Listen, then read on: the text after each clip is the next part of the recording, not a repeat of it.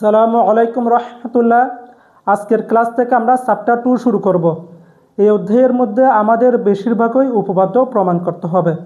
আর এই উপপাদ্যগুলো সহজ করে প্রমাণ করার জন্য আমাদের অনেকগুলো সংজ্ঞা বুঝে বুঝে শিখতে হবে।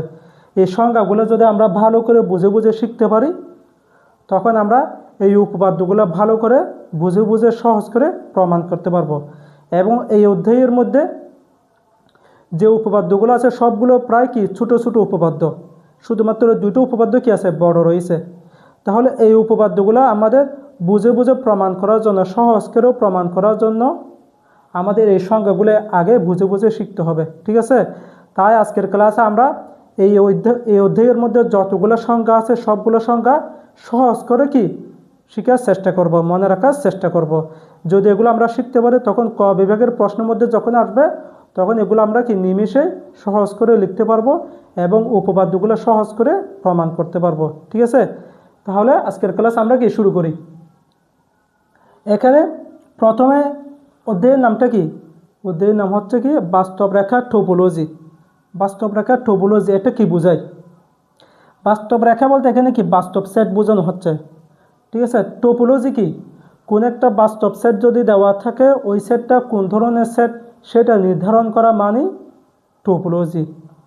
বুঝছেন? তাহলে এটা হচ্ছে কি বাস্তব রেখা টোপোলজি। তাহলে এই অধ্যায়ের মধ্যে আমরা এখানে 1 থেকে 16 পর্যন্ত এই 16টা সংখ্যা শিখব। এই 16টা সংখ্যা শিখলে আমাদের ক বিভাগের মধ্যে কি কাজে আসবে এবং উপপাদ্য সহজ করে প্রমাণ করতে পারবো। 1 নম্বরে কি দেওয়া আছে? অসীম সেট। অসীম সেট কাকে বলে? যে সেটের উপাদান সংখ্যা অসীম তাকে কি বলা হয়? অসীম সেট বলা হয়, এতটুকু শুধু, ঠিক আছে। তারপর সসীম সেট, যে সেটটা অসীম হবে না তাকে কি বলা হয়? সসীম সেট বলা হয়, এতটুকু শুধু। তারপর 2 নম্বর ডেনুমারেবল সেট।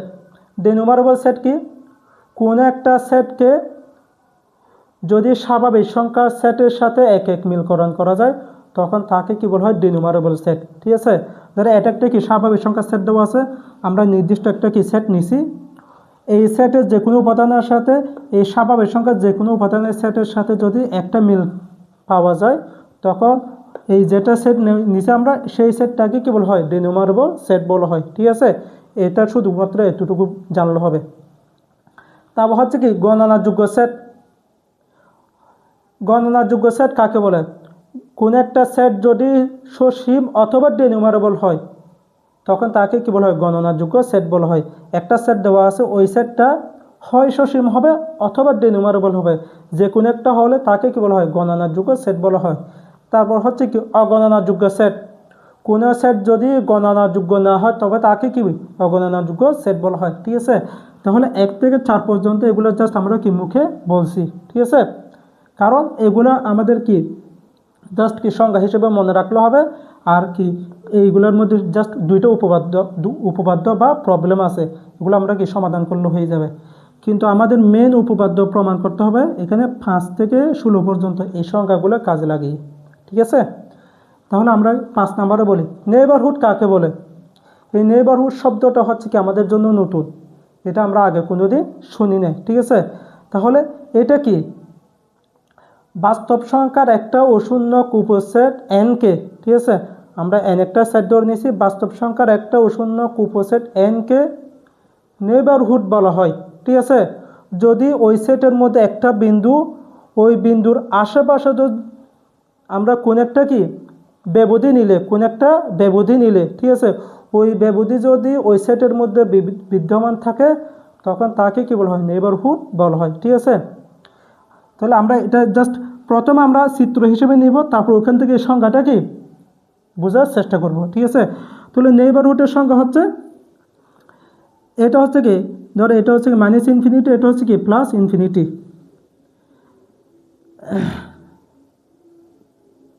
তাহলে এটা হচ্ছে বাস্তব সংখ্যার সেট। বাস্তব সংখ্যার মধ্যে আমরা একটা অশূন্য উপসেট n সেট নিছি, এটা হচ্ছে কি n একটা কি সেট, এবং n সেটের মধ্যে একটা বিন্দু আমরা কি নিছি? x নিছি। তাহলে x এর আশেপাশে মানে x থেকে আমরা কিছু বিয়োগ করে দিব, এপসাইলন বিয়োগ করে দিব। এখানে এপসাইলন হচ্ছে কি শূন্য অপেক্ষা বড় একটা কি মান। তাহলে x থেকে আমরা এপসাইলন বিয়োগ করে দিয়ে এই বিন্দুটা পাইছি, ঠিক আছে। তারপর x থেকে x এর সাথে আমরা এপসাইলন যোগ করে দিয়ে এখানে একটা কি বিন্দু পাওয়া গেছে। তাহলে এটা একটা কি বেবুদি হয়ে গেছে না? এক্স এর আশেপাশে এক্স মাইনাস এপসাইলন এবং কি এক্স প্লাস এপসাইলন এতটুকু একটা কি বেবুদি হয়ে গেছে না? এখন এই বেবুদি এটা যদি এন এর মধ্যে থাকে তখন এই এনকে কি বলা হচ্ছে? নেইবারহুড বলা হচ্ছে। বুঝছেন? একদম কি সহজ করে। তাহলে একটা কি বাস্তব সংখ্যার অশূন্য উপসেট এন, এন এর মধ্যে কোনো বিন্দুর নেইবারহুড, কোনো বিন্দুর আশেপাশের কোনো খোলা বেবুদি যদি ওই সেটের মধ্যে বিদ্যমান থাকে তখন তাকে কি বলা হয়? নেইবারহুড বলা হয়। ঠিক আছে, এটা যদি তাহলে আমরা লিখি নেইবারহুডের সংজ্ঞা।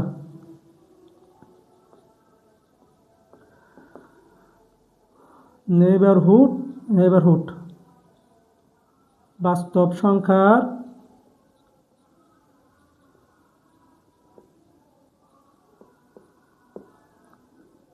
একটি অশূন্য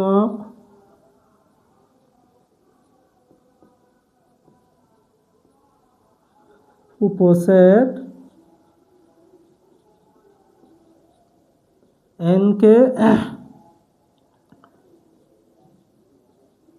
কোনো বিন্দু এক্সের নেইবারহুড বলা হয়। এক্সের এখান থেকে দেখে এই কোনো বিন্দু হচ্ছে কি এক্স, এক্সের নেইবারহুড বলা হবে এনকে। এনকে এক্সের নেইবারহুড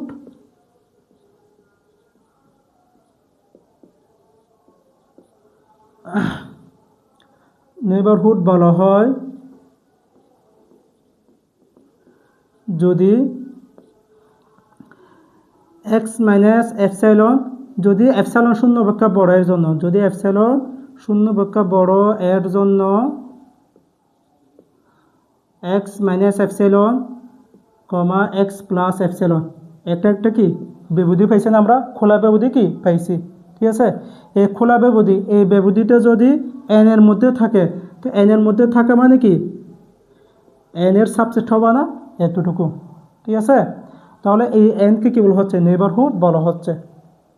বুঝছেন? এতটুকু শুধু কোনো একটা বাস্তব সংখ্যার একটা অশূন্য উপসেট এন নেওয়া হয়েছে, এন এর ভিতর কোনো একটা বিন্দু এক্সের একটা খোলা বেবুদি এক্স মাইনাস এপসাইলন এবং কি এক্স প্লাস এপসাইলন এই বেবুদিটা যদি এন এর মধ্যে থাকে তখন এই এনকে কি বলা হচ্ছে? নেইবারহুড বলা হচ্ছে। ঠিক আছে, এতটুকু শুধু।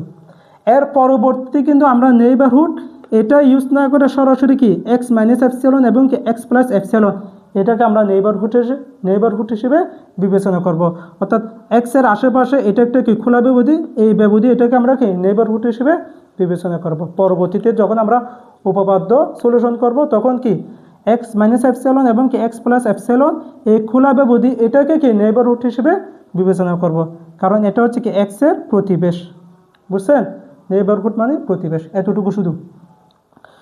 তাহলে এগুলো হচ্ছে কি সবগুলো আমরা চিত্র অনুযায়ী জাস্ট একটা কি রেখার সাহায্যে সবগুলো বোঝার চেষ্টা করব। তাহলে এটা আমরা এইভাবে দিছি না, এটা হচ্ছে কি প্লাস ইনফিনিটি, এটা হচ্ছে কি মাইনাস ইনফিনিটি, এটা হচ্ছে কত এন, এটা এক্স, এটা কত x plus epsilon, x minus কত এপসাইলন। ঠিক আছে, এটা একটা কি বেবুদি হয়ে গেছে। এখন এতটুকু কি বেবুদি। এরপর আমরা শিখব কি সীমাবিন্দু। এই নেইবারহুড এটা কিন্তু প্রত্যেকটা সংখ্যার সাথে কি রিলেটেড, এই জন্য প্রথমে শিখতে হবে কি নেইবারহুড। এই নেইবারহুড যদি আমাদের জানা থাকে সীমাবিন্দু, খোলা সেট, বদ্ধ সেট সবগুলো আমাদের কি সহজ হয়ে যাবে। ঠিক আছে, তাহলে সীমাবিন্দু কি?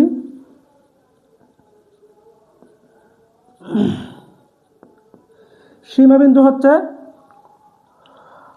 কোন একটা বাস্তব সংখ্যার একটা অশূন্য উপসেট আমরা কি এস ধরে নিয়েছি, বাস্তব সংখ্যার একটা অশূন্য উপসেট এস ধরে নিয়েছি। ঠিক আছে, তখন P belongs to S K আমরা এমন একটা ওই এস এর মধ্যে পি একটা বিন্দু ধরে নিয়েছি, ওই পি বিন্দুকে ওই এস এর সীমাবিন্দু বলা হবে যদি পি এর প্রত্যেক নেইবারহুড এস এর অসংখ্য বিন্দুকে ধারণ করে অথবা অন্তত একটা বিন্দুকে ধারণ করে। তো এটাকে যদি আমরা কি রেখার সাহায্যে দেখি তাহলে এটা কি বাস্তব সংখ্যা সেট। ঠিক আছে, ইনফিনিটি মাইনাস ইনফিনিটি বাস্তব সংখ্যা সেট। এর মধ্যে আমরা একটা সেট ধরে নিছি এস সেট, এটা একটা কি এস সেট ধরে নিছি। বুঝছেন? এতটুকু। এটা যদি এস সেট হয়, এস এর মধ্যে আমরা একটা বিন্দু নিছি পি বিন্দু। ঠিক আছে, পি বিন্দু, একটা পি বিন্দু নিছি। এখন পি বিলংস টু এস, অর্থাৎ পিটাকে এস এর সীমাবিন্দু বলা হবে, এই পিকে এস এর সীমাবিন্দু বলা হবে যদি পি এর নেইবারহুড, এই এখন আমরা নেইবারহুড বলছিলাম না, নেইবারহুড এখন কি হবে এক্স প্লাস এপসিলন এবং কি এক্স মাইনাস এপসিলন, এই ব্যবধিটাকে কি বলা হবে নেইবারহুড বলা হবে। ঠিক আছে, তাহলে পি প্লাস এপসিলন, এখানে কি পি মাইনাস এপসিলন, পি এর প্রত্যেক নেইবারহুড যদি এস এর অন্তত একটি বিন্দু অথবা অসংখ্য বিন্দুকে ধারণ করে তখন এই পি বিন্দুকে কী বলা হবে সীমাবিন্দু বলা হবে। যদি পি এর নেইবারহুডটা যদি এস এর বাইরে চলে যায়, এস এর আমরা পি এর এমন একটা নেইবারহুড নিছি যেটা এই এস এর বাইরে চলে গেছে, তখন এই পি বিন্দুকে কি সীমাবিন্দু বলা হবে না, বুঝছেন। এখন যেহেতু পির নেইবারহুড এটা এস এর মধ্যে আছে, সেজন্য এই পিটাকে কী বলা হবে সীমাবিন্দু বলা হবে, বুঝছেন। অর্থাৎ এই নেইবারহুড এটা এস এর একটি বিন্দু অথবা অসংখ্য বিন্দুকে কি করছে ধারণ করছে, এটা আমরা লিখব।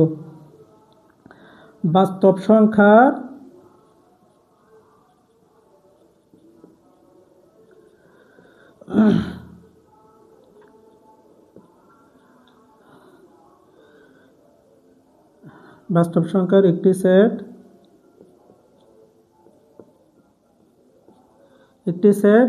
এস সাবসেট আর হলে একটি বিন্দু P belongs to S K S এর সীমাবিন্দু বলে, এস এর সীমাবিন্দু বলে।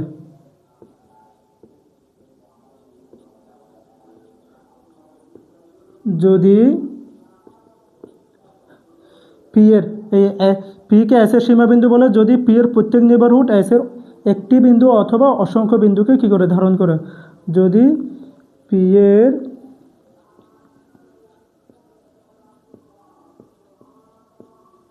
প্রত্যেক নেইবারহুড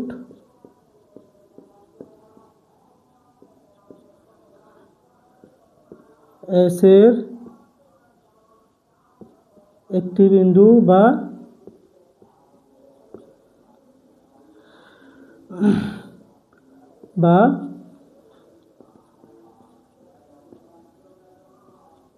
অসংখ্য বিন্দুকে ধারণ করে। ঠিক আছে, এতটুকু পর্যন্ত এস এর সীমাবিন্দু। জাস্ট আমরা কি যেভাবে প্রথমে চিত্রটা অনুমান করে নিয়েছি সেই চিত্র থেকে আমরা কি সংখ্যাটা বুঝে লিখছি। ঠিক আছে, বাস্তব সংখ্যার একটি অশূন্য উপসেট এস হলে পি বিলং টু পি একটা বিন্দুকে পি এর ভিতর অর্থাৎ এস এর ভিতর পি একটা বিন্দুকে সীমাবিন্দু বলা হবে যদি পি এর প্রত্যেক নেইবারহুড এস এর একটি বিন্দু অথবা অসংখ্য বিন্দুকে কি করে ধারণ করে। ঠিক আছে, এতটুকু শুধু আমরা কি সীমাবিন্দু কি জানছি। এরপর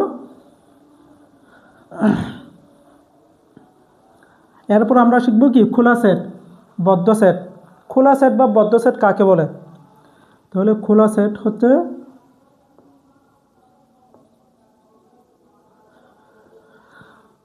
ধরেন আমরা একটা কি নিছি, আবার কি বাস্তব সংখ্যার একটা কি সেট নিছি, এইটা চিত্রটা কিন্তু লাগবে না, জাস্ট আমরা বোঝানোর জন্য রেখাটা কি রেখার সাহায্যে দেখাচ্ছি, শুধুমাত্র সংখ্যাটা কি লিখলে হয়ে যাবে।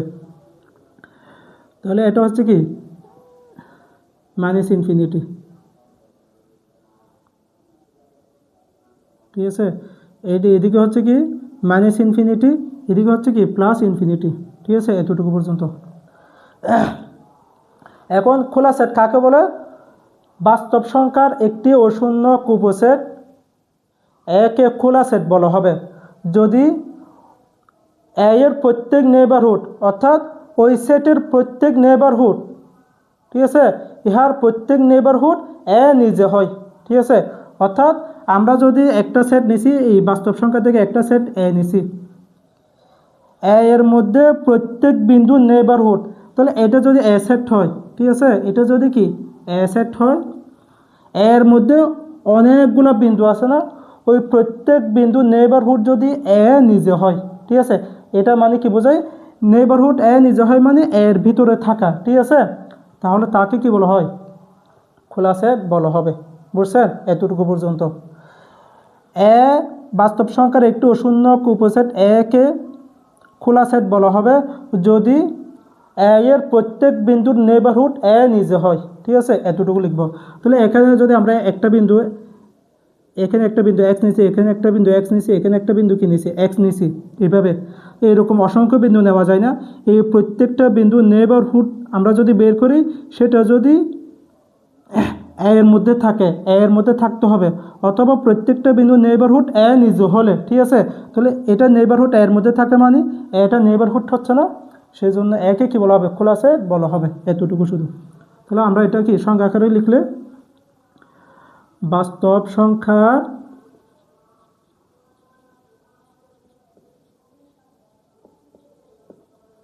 একটি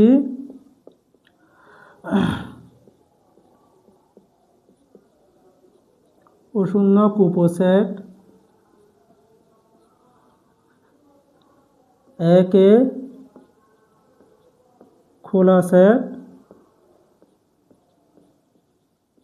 খোলা সেট বলে যদি এ এর প্রত্যেক বিন্দুর নেইবারহুড এ নিজে হয়, ঠিক আছে, এতটুকু পর্যন্ত। তো এটা আমরা কীভাবে দেখাছিলাম, এভাবে শুধু, এটা মাইনাস ইনফিনিটি হচ্ছে কি প্লাস ইনফিনিটি, ঠিক আছে। এটা একটা কি সেট, এরকম প্রত্যেকটা বিন্দুর নেইবারহুড যদি এ নিজে হয়, ঠিক আছে, এতটুকু পর্যন্ত। এরপর কি বদ্ধ সেট কাকে বলে? বদ্ধ সেট হচ্ছে, আমরা সীমাবিন্দু শিখছি না, কোন একটা সেটে যে সকল সীমাবিন্দু থাকবে সবগুলো সীমাবিন্দু যদি ওই সেটটা ধারণ করে, তখন ওই সেটটাকে কি বলা হয়, বদ্ধ সেট বলা হয়, এতটুকু, ঠিক আছে। কোন একটা সেটকে বদ্ধ সেট বলা হবে যদি এ এর সকল সীমাবিন্দু, ঠিক আছে, অর্থাৎ ওই সেটের সকল সীমাবিন্দু ওই সেটটি কী করে, ধারণ করে, তখন তাকে কি বলা হয়, বদ্ধ সেট বলা হয়, ঠিক আছে, এতটুকু। এটা কি চিত্র লাগবে না। কোনো একটি, আমরা সহজ করে লিখতেছি এখন, কোনো একটি সেটকে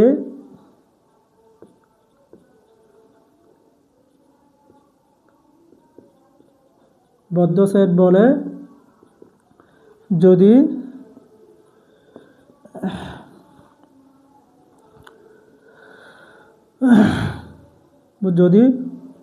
ওই সেট সকল সীমাবিন্দুকে কি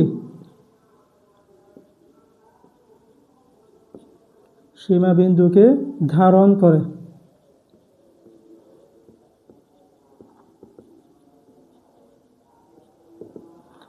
বুঝছেন, এতটুকু শুধু। কোন একটি সেটকে বদ্ধ সেট বলা হয় যদি ওই সেট সকল সীমাবিন্দুকে কী করে, ধারণ করে, অর্থাৎ ওই সেটের মধ্যে যতগুলো সীমাবিন্দু থাকবে সবগুলো সীমাবিন্দু যদি ওই সেটের মধ্যে থাকে, তখন তাকে কী বলা হয়, বদ্ধ সেট বলা হয়, ঠিক আছে, এতটুকু পর্যন্ত। এগুলো কিন্তু পরবর্তীতে আমরা জাস্ট দুই একটা উপপাদ্য যখন সলিউশন করব, তখন এটা আরও কি হয়ে যাবে, ক্লিয়ার হয়ে যাবে, ঠিক আছে, এতটুকু শুধু। তারপর হচ্ছে কি অন্তবিন্দু কাকে বলে? অন্তবিন্দু এটা আমরা লিখতেছি না, জাস্ট কি সহজ করে বলি, এটা হচ্ছে কি একটা চিত্রটি বললো হচ্ছে কোন একটা বিন্দুকে বাস্তব সংখ্যার ওই একটি অশূন্যক উপসেটের একটি বিন্দুকে অন্তবিন্দু বলা হয় যদি ওই বিন্দুটা ওই সেটের ভিতরে কি থাকে, বিদ্যমান থাকে, ঠিক আছে। অর্থাৎ একটি বিন্দুকে অন্তবিন্দু বলা হয় যদি ওই বিন্দুটি ওই সেটের মধ্যে কি থাকে, বিদ্যমান থাকে, ঠিক আছে, ওইটাকে কি বলা হয়, অন্তবিন্দু বলা হয়। যেমন এটা একটা কি আমরা কি সেট নিছি, এ সেটের ভিতরে একটা কি নিছি, বিন্দু নিছি, এই বিন্দুটা এ সেটের ভিতরে আসে না, সেই জন্য এই বিন্দুকে কি বলা হচ্ছে, অন্তবিন্দু বলা হচ্ছে। এখানে নেইবারহুড কথাটা কি আসবে না। কোন একটা বিন্দুকে অন্তবিন্দু বলা হবে যদি ওই বিন্দুটা যদি ওই সেটের মধ্যে কোন একটা সেটের মধ্যে বিদ্যমান থাকে, তখন তাকে কি অন্তবিন্দু বলা হয়, ঠিক আছে। একইভাবে বহিস্থ বিন্দু কি, কোনো সেটের কোনো বিন্দু যদি ওই সেটের ভিতরে বিদ্যমান না থাকে, তো বাহিরে বিদ্যমান থাকে, তখন তাকে কি বলা হয়, বহিস্থ বিন্দু বলা হয়। যেমন এই জায়গায় যদি আমরা কি এখন কিনি বাহির বিন্দুটা যদি বাহিরে নিই, এই ভিতরে না নিয়ে যখন বাহিরে নিব, তাহলে এই বিন্দুটা এই সেটের ভিতরে নাই, ঠিক আছে। তখন এই বিন্দুটাকে কি বলা হবে এই সেটের বহিস্থ বিন্দু বলা হবে। ঠিক আছে, এতটুকু পর্যন্ত। জাস্ট সংখ্যা হিসেবে কোন সেটের কোনো বিন্দুকে বহিস্থ বিন্দু বলা হবে যদি ওই বিন্দুটা ওই সেটের ভিতরে বিদ্যমান না থাকে। ঠিক আছে, এতটুকু। এরপর মোস্ট ইম্পর্টেন্ট, ঠিক আছে, এই তিনটা সংখ্যা আমাদের কয়টা 11, 12, 13 এই তিনটা সংখ্যা আমাদের কি বেশি গুরুত্বপূর্ণ। সেটা কিভাবে দেখি। তাহলে আমরা এই জায়গায় লিখি এটা আবৃত্তক। ঠিক আছে, আবৃত্তক, উপাবৃত্তক, কুলাবৃত্তক এই তিনটাকে আমরা একসাথে শিখব, সেজন্য এই তিনটা আমরা একসাথে লিখব। আবৃত্তক বা উপাবৃত্তক। দেখেন আবৃত্তক,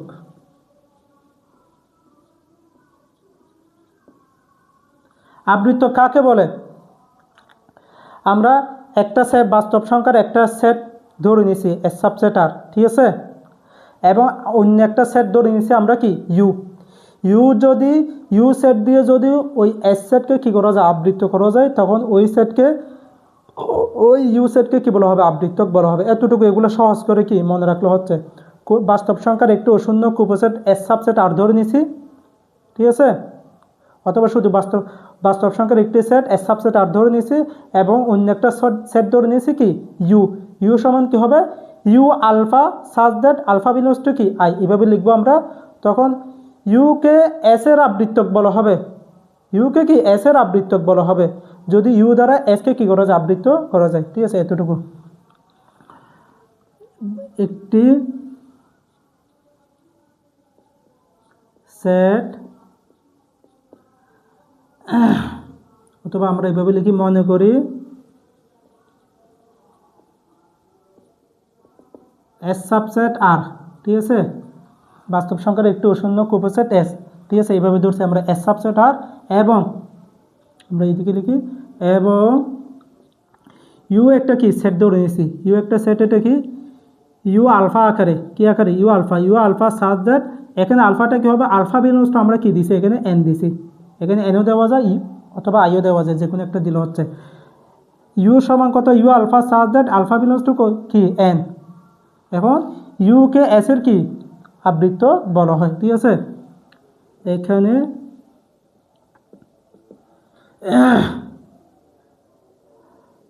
ইউকে বলা হয়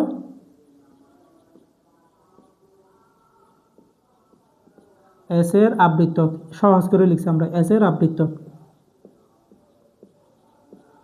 ওই শর্তটা না লিখলেও চলবে শুধু, অর্থাৎ ইউ দ্বারা যেহেতু এসকে কি আবৃত্ত করা যাচ্ছে সেজন্য ইউকে কি এস এর আবৃত্তক বলা হচ্ছে, এতটুকু শুধু।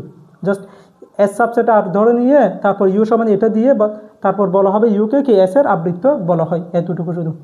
এখন আবৃত্তক এটাকে বলা হয় কি আপনার কভার বলা হয়, কি বলা হয় কভার সেট বা আবৃত্তক। ঠিক আছে, এরপর হচ্ছে কি উপ আবৃত্তক বা সাব কভার, কি বলা হয় সাব কভার। ঠিক আছে, এগুলো আমরা মধ্যে আমরা কি শিখছি না, নেইবারহুড আছে, সীমাবিন্দু, এটাকে কি বলা হয় লিমিট পয়েন্ট। ঠিক আছে, তারপর খোলা সেট এটাকে কি ওপেন সেট, এটাকে কি বলা হয় ক্লোজড সেট। আবার খোলা সেটকে অন্যভাবে বলা হয় উন্মুক্ত সেট, কি বলা হয় উন্মুক্ত সেট বা খোলা ব্যবধিও কি বলা হয়। তারপরে এটা কি বদ্ধ সেট বা বদ্ধ ব্যবধি, এভাবে। তাহলে এটা হচ্ছে কি উপাবৃত্তক।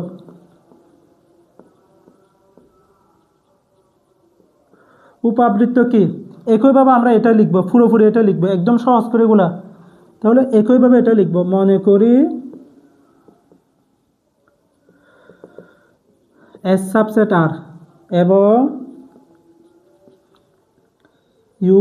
ইউ সমান U alpha such that alpha belongs to কি লিখছি এন লিখছি।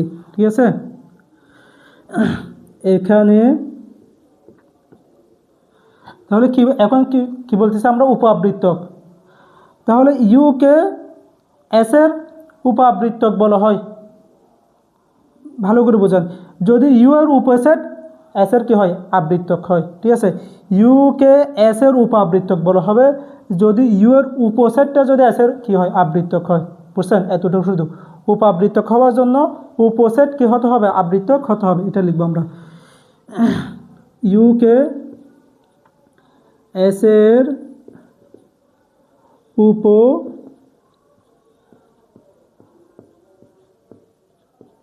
আবৃত্তক বলা হয় যদি ইউ এর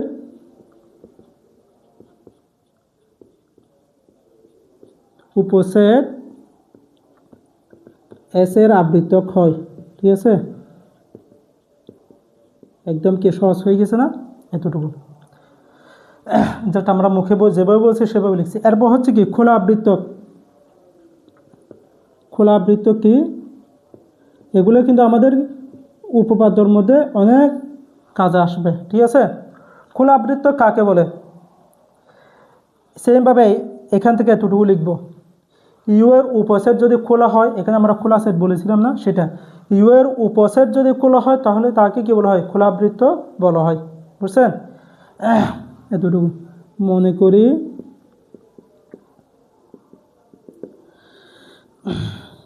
ইউ ইউ না মনে করি এস সাবসেট আর এবং ইউ সমান U alpha such that alpha belongs to কি এন। এখানে ইউকে এস এর খোলা আবৃত্তক বলা হয়।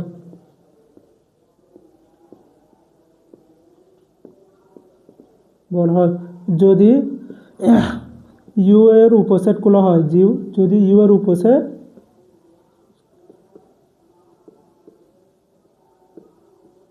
ঠিক আছে, এতটুকু পর্যন্ত একদম কি সহজ করে। এরপর আমাদের আসবে কি, তাহলে আমরা এই তিনটা সংখ্যা একসাথে শিখছি, যেহেতু তিনটা একটার সাথে আরেকটা কি আছে? রিলেটেড আছে, আবৃত্তক, উপ আবৃত্তক এবং কি খোলা আবৃত্তক। এরপরে শিখবো আমরা কি সংবদ্ধ সেট, সংযুক্ত সেট, ডিরাইভড সেট। ঠিক আছে, সংবদ্ধ সেট কাকে বলে? এটার সাথে উপাবৃত্ত কি আছে? সম্পর্ক আছে। সংবদ্ধ সেট বাস্তব সংখ্যার একটি শূন্য উপসেট একে কি বলা হবে? সংবদ্ধ সেট বলা হবে যদি এ এর খোলা আবৃত্তক সসীম সংখ্যক উপাবৃত্ত কি করে? গ্রহণ করে। বুঝছেন? এতটুকু। বাস্তব সংখ্যার একটি শূন্য উপসেট একে সংবদ্ধ সেট বলা হবে যদি এ এর খোলা আবৃত্তক সসীম সংখ্যক উপাবৃত্ত কি করবে? গ্রহণ করবে। ঠিক আছে, এতটুকু। তাহলে এটা আমরা লিখি সংবদ্ধ সেট।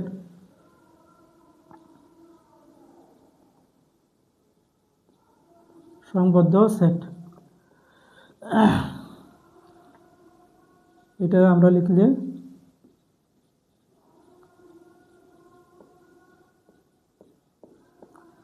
বাস্তব সংখ্যার একটি সেট,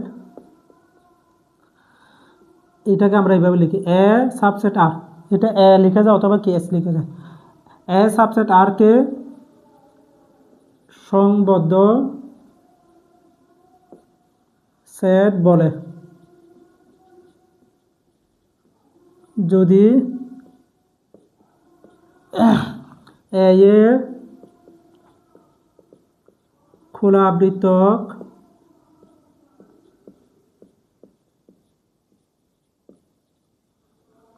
সসীম সংখ্যক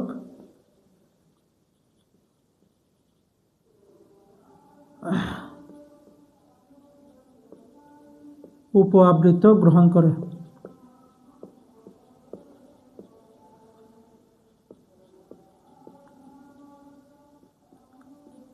ঠিক আছে, এতটুকু পর্যন্ত একদম কি সহজ করে বলছি না? বাস্তব সংখ্যার একটি শূন্য উপসেট একে সংবদ্ধ সেট বলা হবে যদি ওই সেটটা অর্থাৎ ওই সেটের খোলা আবৃত্ত সসীম সংখ্যক কী করে? উপাবৃত্ত গ্রহণ করে। এতটুকু শুধু। এরপর হচ্ছে কি সংযুক্ত সেট। এটা একদম কি সহজ করে আমরা কি বললে হয়ে যায়। এটা উপপাদ্যর জন্য তেমন কোনো কি কাজে আসবে না। ঠিক আছে, শুধুমাত্র আমরা কি মুখে বলে দিই। সংযুক্ত সেট কাকে বলে? যদি কোনো সেটকে একাধিক সেটে বিচ্ছিন্ন করা না যায় তখন তাকে কি বলা হয়? সংযুক্ত সেট বলা হয়। বাস্তব সংখ্যার একটি সেটকে সংযুক্ত সেট বলা হয় যদি ওই সেটটাকে একাধিক সেটে কি করা না যায়? বিচ্ছিন্ন করা না যায় তখন তাকে কি সংযুক্ত সেট বলা হয় বা কানেক্টেড সেট বলা হয়। কি বলা হয়? Connected set. আর এখানে সংবদ্ধ, এটাকে আবার বলা হয় কম্প্যাক্ট সেট। ইংলিশে কি বলা হয়? Compact set. এটাকে কি বলা হয়? কানেক্টেড সেট, ঠিক আছে। তারপর হচ্ছে কি ডিরাইভড সেট। ডিরাইভড সেট এটা কি? এই ডিরাইভড সেটের সাথে লিমিটের সাথে কি আছে, সম্পর্ক আছে। কীরকম? ডিরাইভড সেট কাকে বলে? সকল সীমাবিন্দু সেটকে কী বলা হয়? ডিরাইভড সেট বলা হয়। এতটুকু একদম সহজ করে না? সকল সীমাবিন্দু সেটকে ডিরাইভড সেট বলা হয়, এতটুকু একদম সহজ করে বলছি। এরপর এখানে আরেকটা বিন্দু আছে, এটা আমরা লিখি দেই। একটা এখানে অন্তবিন্দু দিছি না, অন্তবিন্দু বহিস্থ বিন্দু, অর্থাৎ অন্তবিন্দু বহিবিন্দু। এখানে আরেকটা বিন্দু আছে, সেটা হচ্ছে কি বিচ্ছিন্ন বিন্দু। কি বিন্দু? বিচ্ছিন্ন বিন্দু। বিচ্ছিন্ন বিন্দু কাকে বলে? একটি বিন্দুকে বিচ্ছিন্ন বিন্দু বলা হবে যদি এটা কি না হয়, সীমাবিন্দু না হয়। এতটুকু পর্যন্ত বিচ্ছিন্ন বিন্দু। একটি বিন্দুকে পি বিন্দু, অর্থাৎ এভাবে লিখতে পারি আমরা, বাস্তব সংখ্যার একটি শূন্যক উপসেট অথবা একটি সেট এস সাবসেট আর হলে, ঠিক আছে, P belongs to S K, P belongs to S K বিচ্ছিন্ন বিন্দু বলা হবে যদি পি বিন্দু কি না হয়, সীমাবিন্দু না হয়। যদি পি বিন্দু সীমাবিন্দু না হয়, ঠিক আছে, এতটুকু পর্যন্ত। এগুলো জাস্ট একদম কি সহজ করে মনে রাখলে হবে। তাহলে এখানে আমাদের উপপাদ্যের জন্য কাজ আসবে নেইবারহুড, সীমাবিন্দু, খোলা সেট, বদ্ধ সেট, আবৃতক, উপাবৃতক, খোলা আবৃতক, সংবদ্ধ সেট। এই তিন, এদিকে কি চারটা সংখ্যা, এদিকে চারটা সংখ্যা। এগুলো আমাদের উপপাদ্যের জন্য কাজে আসবে। বাকিগুলো জাস্ট কি মুখস্থ আমরা যেভাবে বলছি সেভাবে সহজে মনে রাখলে আমরা ক বিভাগের প্রশ্নের মধ্যে কি লিখতে পারবো, ঠিক আছে। তাহলে আজকের ক্লাস এই পর্যন্ত। আমরা আগামী ক্লাস থেকে বিভিন্ন ধরনের থিওরাম প্রমাণ করব, একদম কি সহজ করে প্রমাণ করব, ঠিক আছে। আসসালামু আলাইকুম রহমতুল্লাহ।